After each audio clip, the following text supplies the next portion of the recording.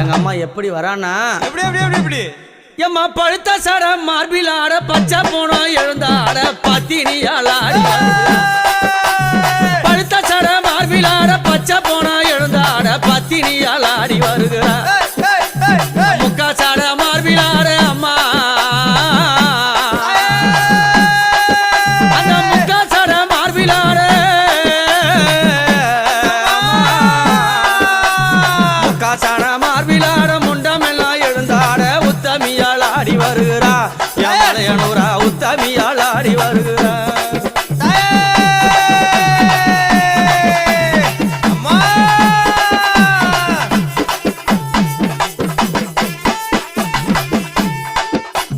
மாறி கோடல் கிழித்து